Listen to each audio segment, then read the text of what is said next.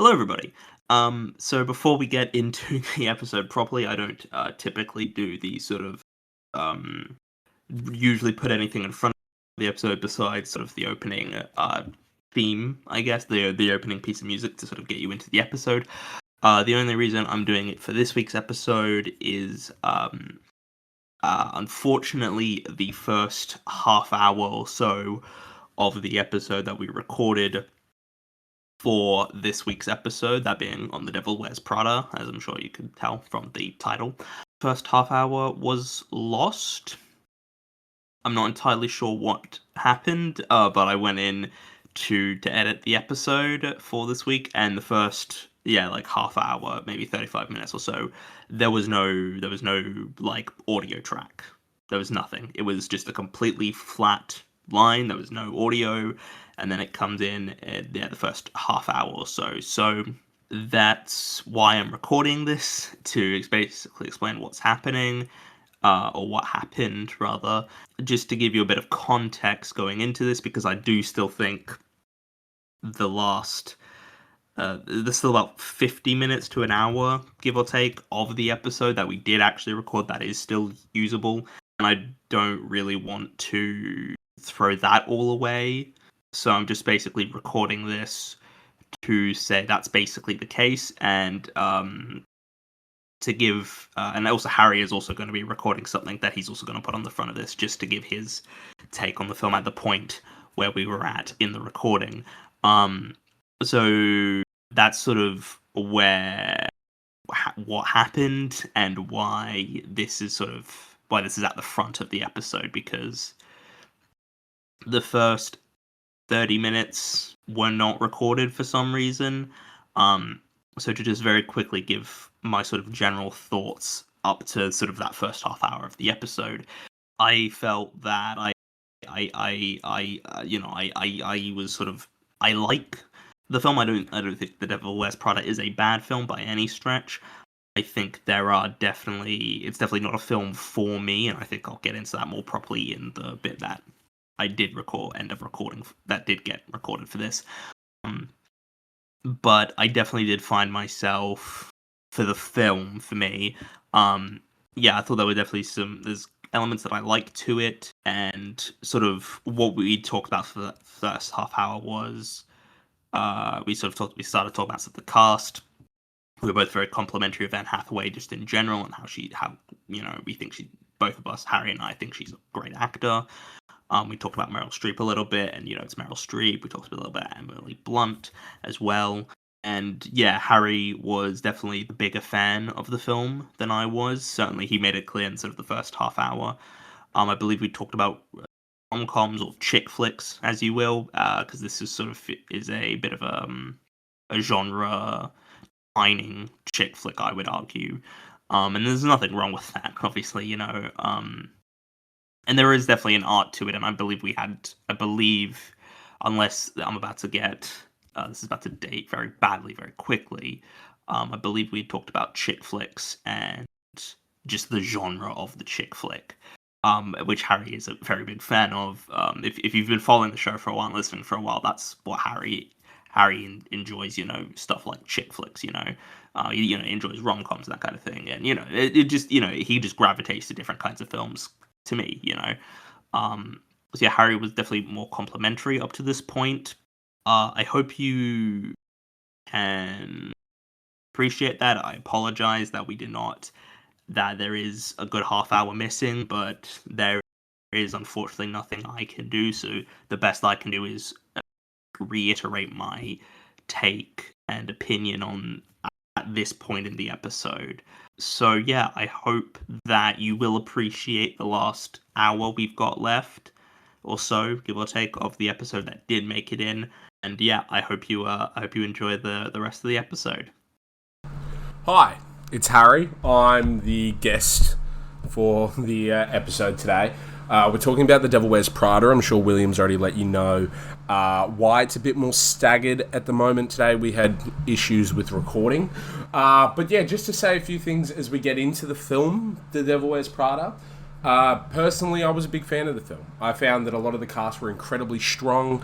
Anne Hathaway puts in a really great performance, I believe. The way she's able to act with her face, I'm not sure if I mentioned this later on in the episode, but the way that she is able to bring a warmth to a character is as if when you're watching the film, you're not thinking, oh, that's Anne Hathaway playing Andy. You are so much more emotionally connected to the character. I'm a big fan of the film. I think Emily Blunt as the comedic relief is phenomenal. Meryl Streep plays the humour so dry, it's perfect. Look, there are tonal inconsistencies with the film. We get into it when we get into it, but the whole Kristen Thompson character, I just can't stand. Again, and it's about, descent into her descent into, I guess, the fashion industry.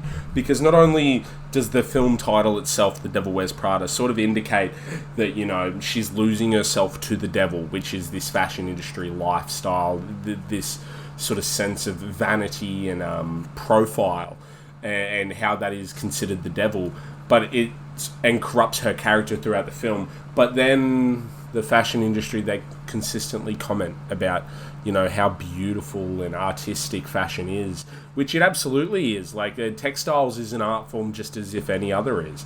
And clothing is a great sort of source of expression for an individual. But it contradicts itself throughout the entire film. The main thing, though, that really upset me with this film is that she sleeps with him in Paris, and I believe that's where we catch back up to the regular episode, and we'll get into it around there. But yeah, just wanted to go over, say a few things about how, especially as we're introduced to the film, I love the tone that we're given from the get-go. It's paced incredibly well. We talk about it all the time. We'll talk about it in the episode. But yeah, just a few bits. Rehashing a few of the things William and I initially went over. I will hand it back to the original episode. I guess you'll hear me right about now or so.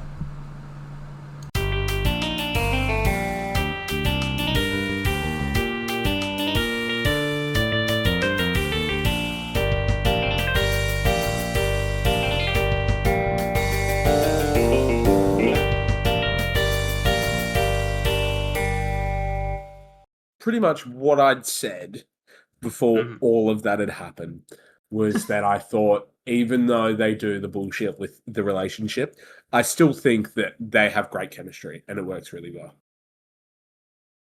Way and the boyfriend, or the Andy and her boyfriend. Like, I actually think like there's a believable chemistry that's a lot of fun.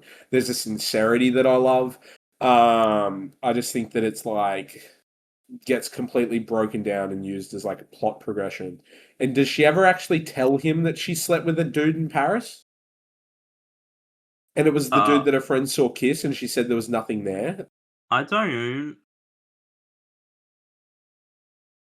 remember. I just think it's interesting, that's all. I like that was something that happened in the film that really, like, towards the end of the film, it ended, in my opinion, so poorly. Like, the entire third act, I really wasn't a fan of. But the rest of the film, like, I think, largely Anne Hathaway's character is quite likable, which is really important, especially for a comedy, especially for a film that doesn't really have any action at all. No. Someone I do want to mention, though, is Stanley Tucci. Fucking Stanley Tucci. I was trying to think of his character's name in the film. Nigel? Yeah. Yeah. Okay. Nigel Stanley Tucci. Yeah. Stanley Tucci's character in this film. Yes. Absolutely. Like, in the best way possible is did he win an award for supporting? Because, oh my God. I don't believe he did. But he's so charismatic. Like, I know it's Stanley Tucci, but he's so great in this film. Because I don't believe he has, but there's no harm in checking. Yeah, I really like Stanley Tucci. I think he is generally, what you're kind of gonna get from Stanley Tucci, but he's always really good. He's always good quality. You're not gonna get a a bad turn from him. You're gonna get. I He's always gonna particularly give you a. love him and Easy A. I haven't seen that. Oh, really? Okay, I well that's on know the chick people flick keep list. telling me That's a I need chick to flick. watch it. People keep telling me I should watch that film, and that is great. Yeah. Well, I mean, I'm a big fan, but like, it's because I like chick flicks. But yeah, I just thought a lot of the supporting cast here was pretty good. I really didn't think there was a particularly bad performance or Mm, really a bad moment besides when she hooks up with the fucking dude. That I mm. can't even think of his name. It's something like it's played by is it Kenneth? The Mentalist, Yeah, hold up. Simon Baker, It's played by that Simon Baker. the guy she cheats on her boyfriend with. Yeah, Yeah, Simon right. Baker. In my Yeah. head, I thought, okay. Anyway, What do you think his I name watched the film was? like I don't know. About a week ago. I didn't know like I couldn't place him, not on the tip of my tongue. But I was just thinking of it. Simon Baker didn't come into my head. You know what I mean? Yeah. Also, I was just thinking. I was talking to because I watched this with my mum because she wants to see the new one. Thinking while watching this, I get like Anne Hathaway looks basically the same, and Stanley Tucci has basically looked the same in everything I've ever seen him in for the past Yeah, however many years. And I think also that's a I've never perk of seen him being with bald. I think. yeah, and also I've never seen him with hair, Yeah. Well, there you go.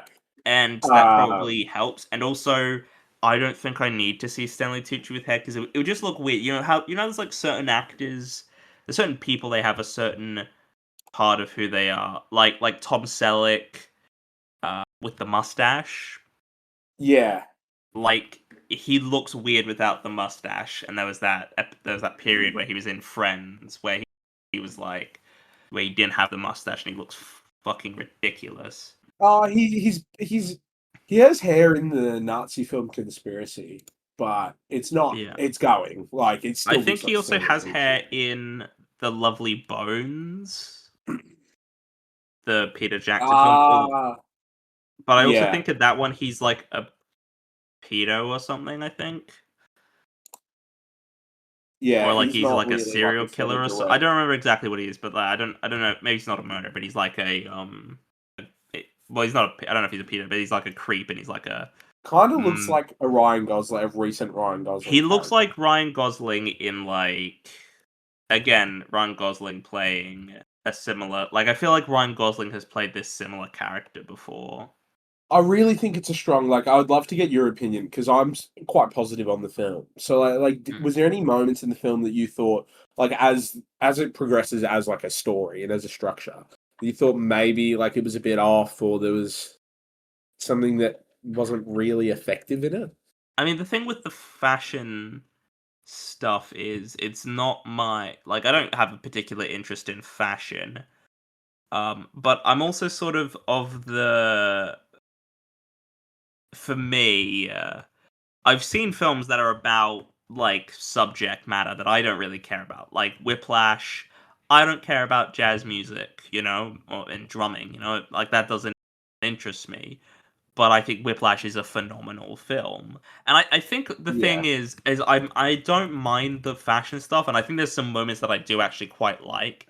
It gets a bit bogged down in the relationship stuff that I'm kind of just like, well, I don't really care for this. I'm not really I don't really care for Andy's boyfriend as a character. He doesn't really do much for me.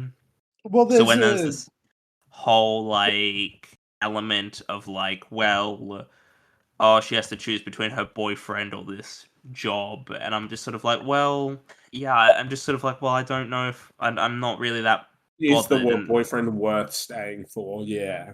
yeah, and also it's like I get that Meryl Streep is a bit of a asshole in this, and she's not a particularly nice woman, Oh, but it's like I don't know, I just don't really care for the boyfriend stuff really, and this whole stuff with her and the other, yeah, the mentalist. Yeah, then we're gonna Um, call him the mentalist. yeah, like I just didn't care for that. Yeah, if I can be honest, you and I like different things about this film. Because I actually quite like the relationship stuff and think sometimes it gets a bit too bogged down in like directly just like discussing fashion and fashion history. Considering the protagonist, this isn't a happy film about bringing the protagonist into becoming like a fashionista. This is Hmm. about, Meryl Streep calling Anne Hathaway fat, which is one of just the worst.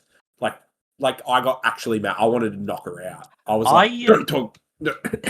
No, it's just crazy how like you see a film and like one of the sub points of the film is like, oh look how fat this woman is, and then you see the apparent fat woman and it's like, oh that's just a normal person.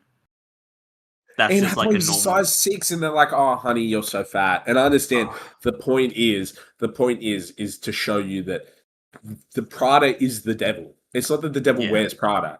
It's that this will become the devil, make you become the devil, and yeah, she does that when she ends up sleeping with Christian. Christian was the character's name, but the mentalist. yeah, When she ends up sleeping with him is like her full transition into the devil. yeah. And there's Whereas like, like yeah, and I like that sort of idea that it's like her boyfriend and her like friends and that and what's important to them like represents her and her life. And this is sort of like a negative thing, but then they talk so much like the whole metaphor for it is that fashion is the devil and the fashion industry is like bad. yeah, It's constant, but then like it constantly just talks about how beautiful it is and how like in the actual film itself they're genuinely gawking over this sort of stuff and yeah, and talking about it and how artistic it is. And at some levels I agree, but it can't pick a lane on what this film wants to be or talk about. Other yeah, than that, though, it is such a good watch, and that's what hurts. It's like an hour and 45 minutes. It's not a huge commitment. It's yeah. paced quite well. Like Yeah, and I mean, there's that bit where they say, "Oh," and like they're saying Anne Hathaway, "Oh, you're not very dressed well enough," and I'm like, the she looks good. it's just like it's Anne Hathaway. Like this is the problem with this kind of film. Is like it's hard for me to buy some of this because I'm like, it's Anne Hathaway. It's like Like it she's is literally fucking Anne stunning. Hathaway. The only other Like come on. person, and I'm not saying like compares physically, but it's like obviously both Meryl Streep and Emily Blunt are also considered like quite a fucking attractive or pretty. But it's this idea that it's like it's the same with Mean Girls and Lindsay Lohan though. It's just like look at this frumpy girl, and it's like she can be friends with the weirdos and Yeah, eventually she and it's becomes a mean like girl because it's like clearly, obviously, it's like Anne Hathaway in The Princess Diaries, which I also love that film. You know why? Because it's feel good as hell, and it's Anne well, Hathaway. But it's yeah, like it's she was just the ugly girl. Taylor Swift's whole music video that won her the VMA that created the greatest album of all time is literally about her being like an ugly girl because she has glasses on. I think but no, they're always like wearing boy clothes and then they put him oh in a yeah. dress and it's oh my god. And Yeah, it's and they've like, got like oh my god, frizzy it's hair. They've got God. like massively unkempt frizzy hair, They always have and like a that's just pencil in yeah, their ear and they fall and drop some books and it's just like oh my god. And then the pretty yeah, guy helps her pick them up. yeah. And like there's like the makeover scene where it's like oh suddenly they're hot, and it's like what are we? It's like have you seen you've seen The Breakfast Club, right? Oh yeah, absolutely. Yeah, the worst bit in that entire film is near the end where there's like the goth sort of silent girl, and she gets given a makeover, and she's in like this pink fucking dress at the end.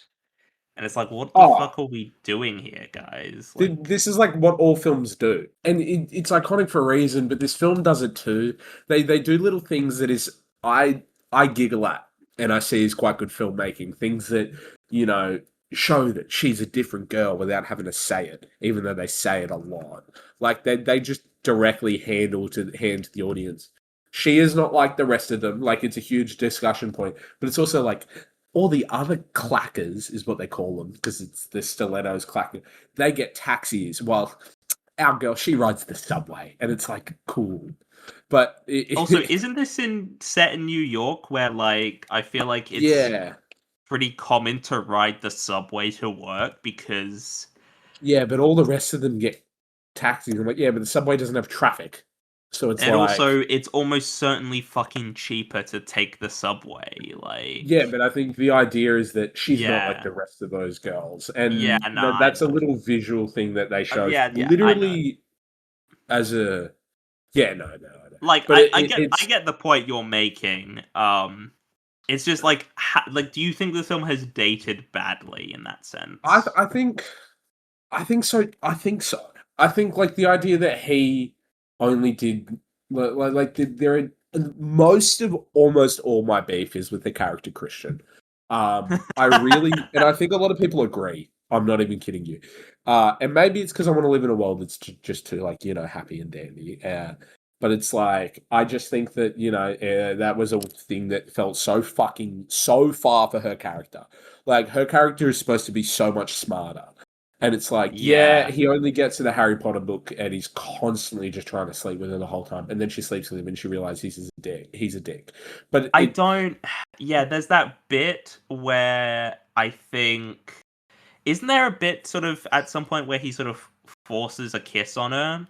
yeah, Yeah, yeah, see, they're in that Paris. He just. just pulls her straight in. And then she's I'm just like, like. no, no, I'm not thinking straight. I'm not doing it. And then he kisses her again. She's like, no, no, I really should get home. I mean, No, that no, like is. I stop. And then he believe. makes out with her again. And then she's like, Yeah. I'm running out of excuses. And then they have sex. I believe that is the definition of coercion.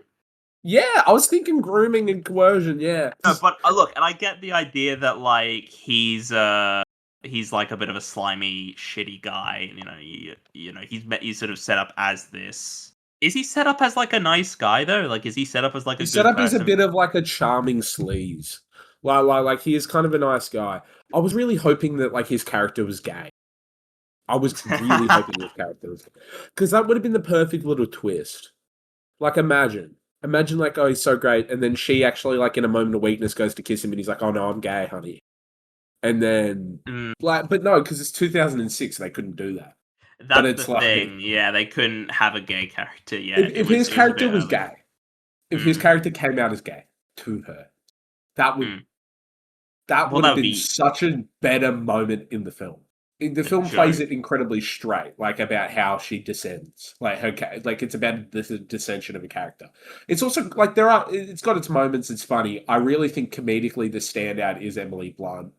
Like it's not even close. I think she's very much the clear I mean, Meryl Streep, you could argue, is a bit of a has like a bit of a dry comic wit to what she's doing, like Yeah, because some of the she's stuff where so she's like, I don't recall asking for an and stuff where you're like, oh my god, I like, but yeah in a funny way. yeah, and she's very understated in the sense of like it's not like a big comic performance. It's very much like like it's Yeah, a comedic. I would say it's definitely a comedic performance, but it's not like a comedic performance in the way that Emily Blunt is a comedic performance. Like Emily Blunt look, is this big character. very, yeah, very.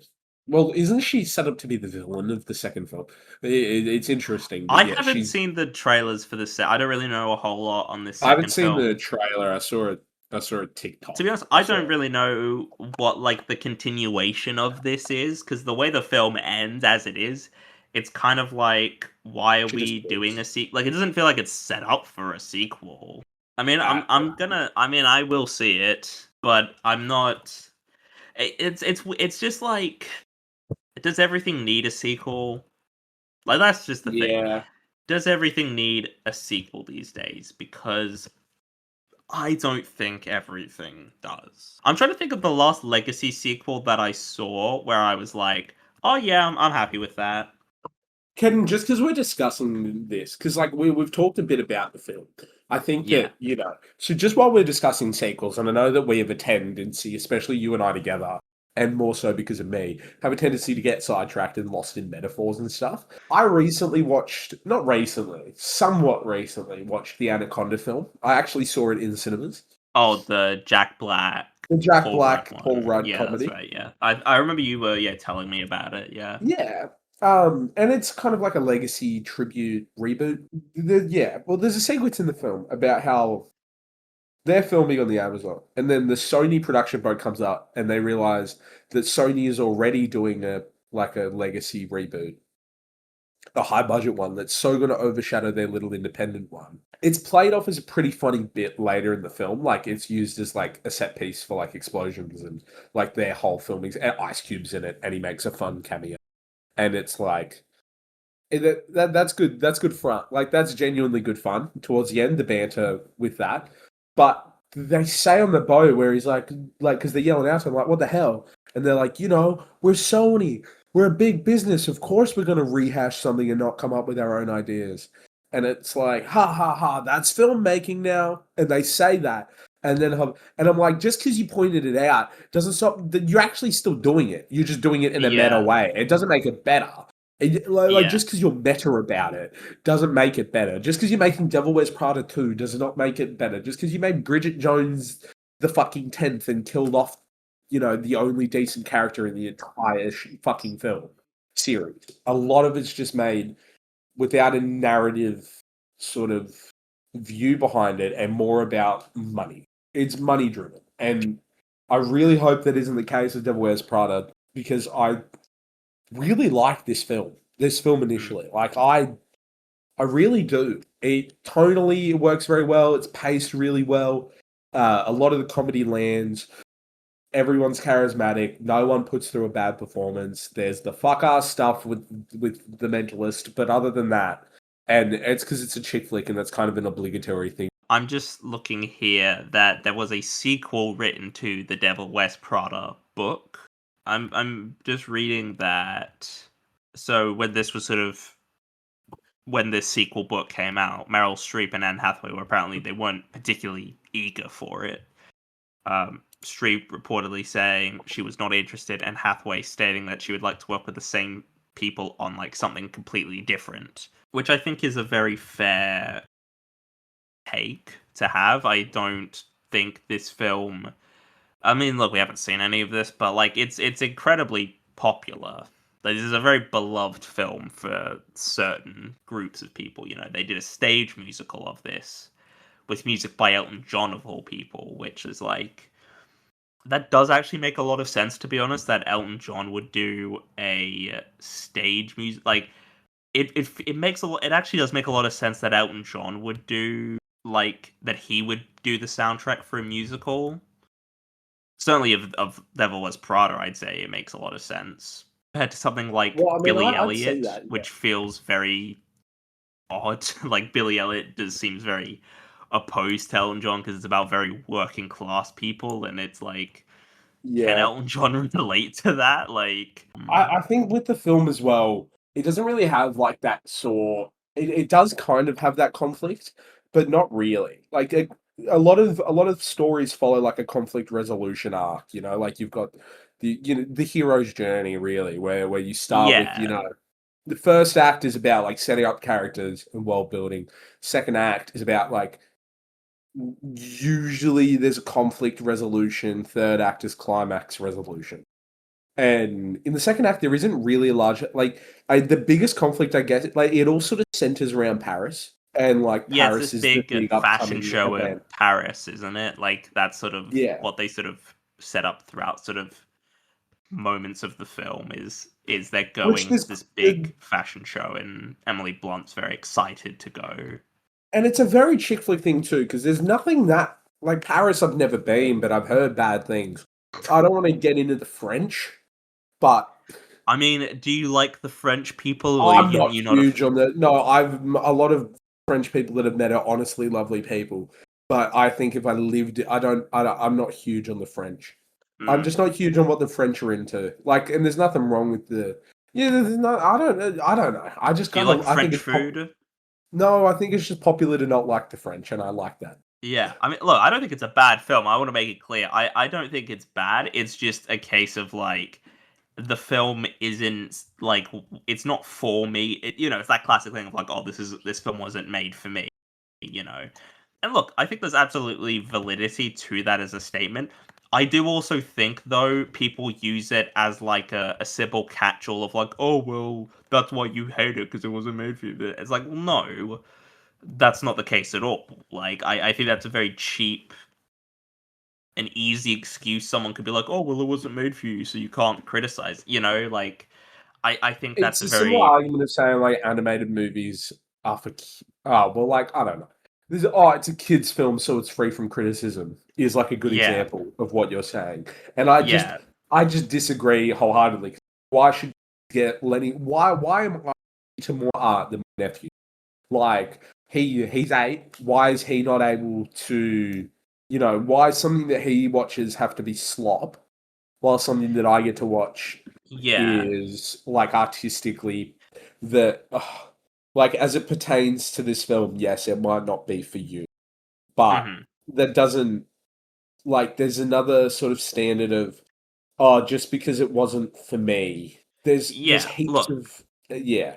yeah, I'm not like a huge I horror film, will. but I can find merit in horror films.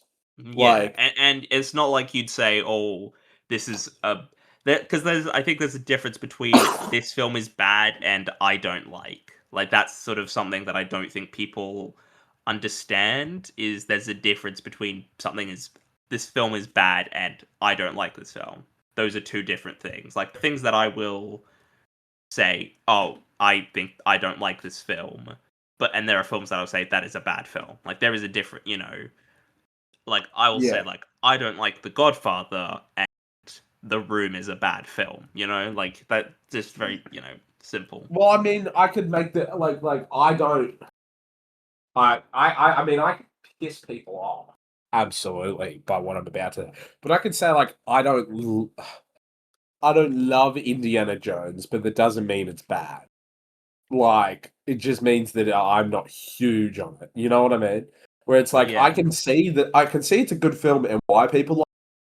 I'm just not the people that like it, but that doesn't mean that it's bad as well. I think there is a level of objectivity in almost anything, but I think especially in filmmaking where it's like something is technically proficient can also be bad. But a lot of like Yeah. you don't have to there are things that are done well regardless Hmm. of whether or not you like regardless of whether or not a lot of people like it, you just go, well that's done they've done a great job like with it. Yeah. Like there's films I've seen where I sort of think like I don't like I think it's a well made, well acted film, but like the script doesn't or the story doesn't pull me in, like that kind of thing. Like I get Yeah. that with films sometimes. Yeah. And again I wouldn't say this is a bad film where I don't like the film.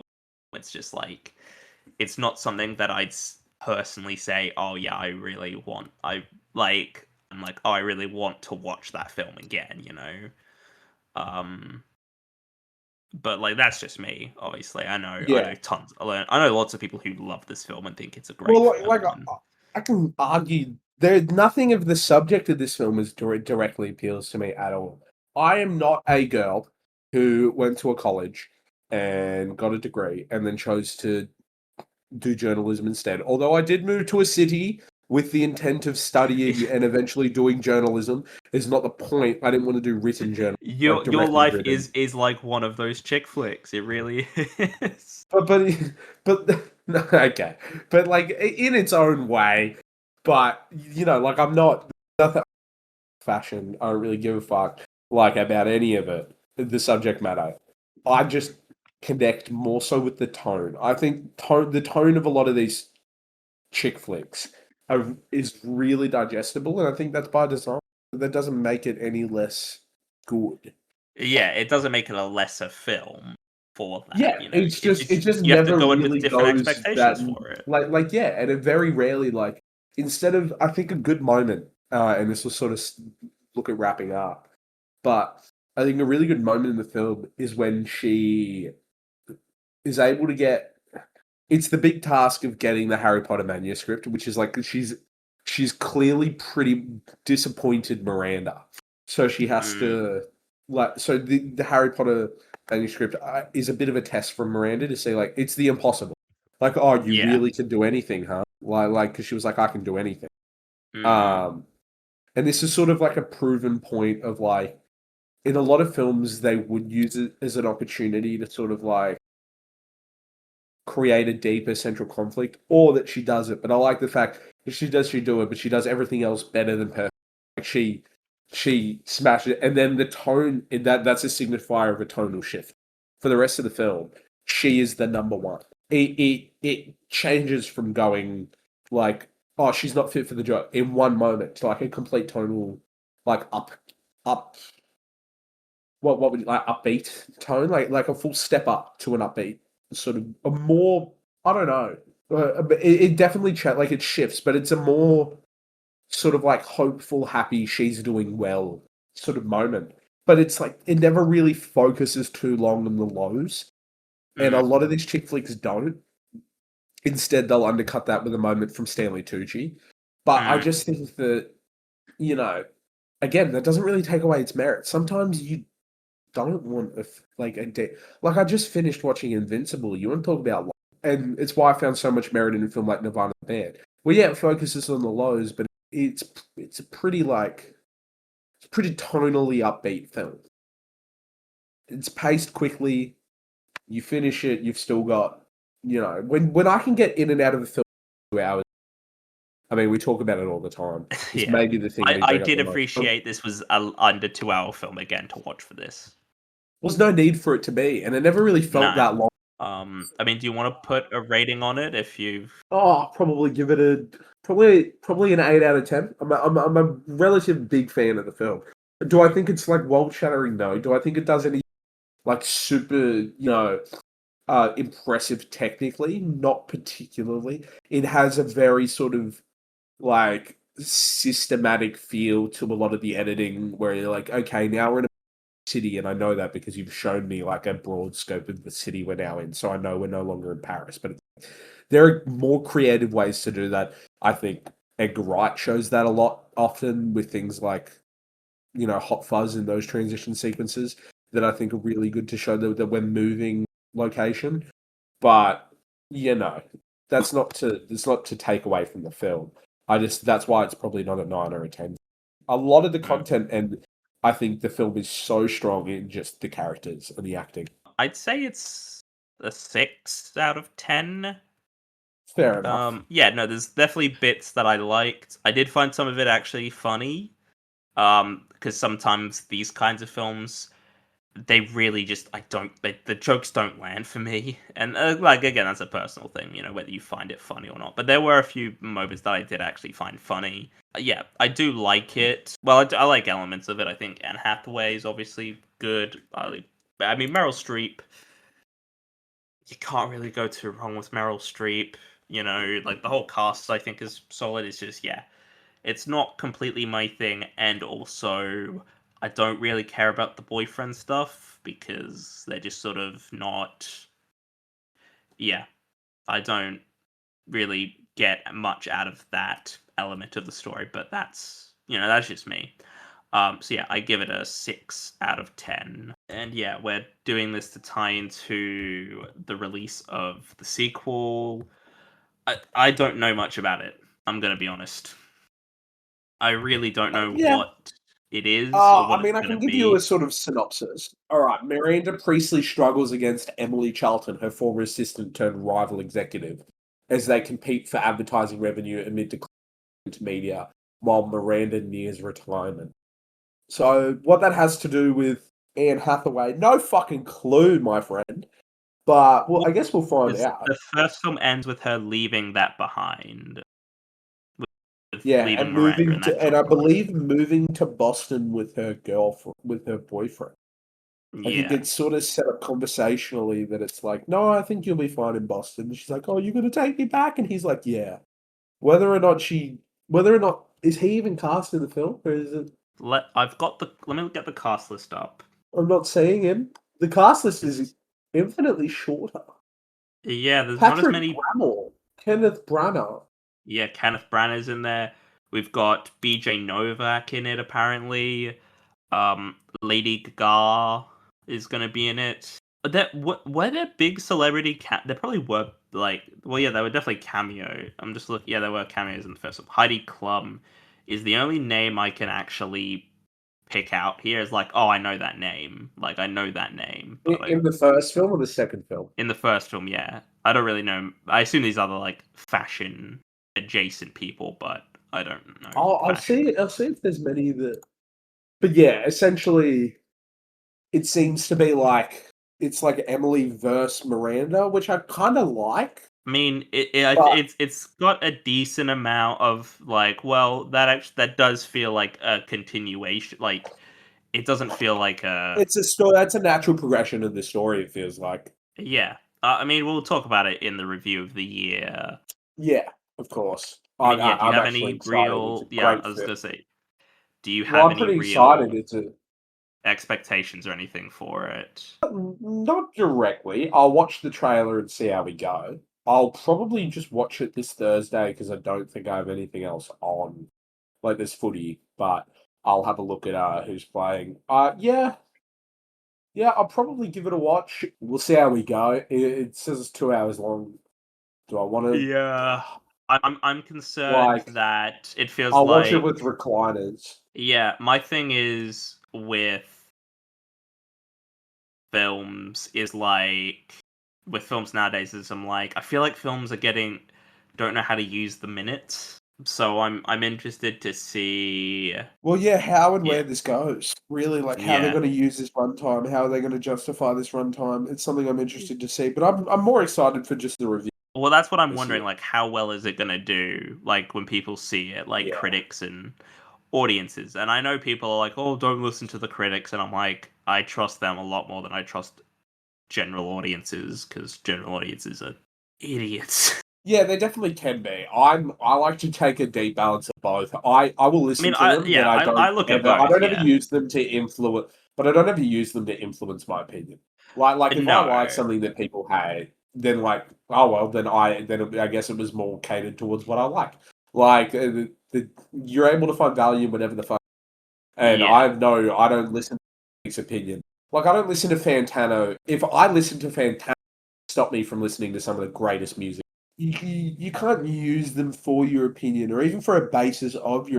You can use them to garner tone, and Hmm. you can also just like if you want to listen to someone, which I think is the large case.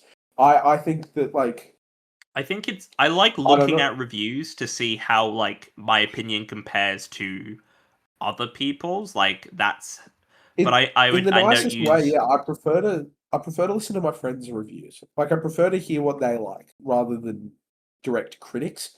But I like to see like if I like to see in a comment from time to time. so I hope you've enjoyed listening. I feel like this has gone on a bit longer than I thought it might do.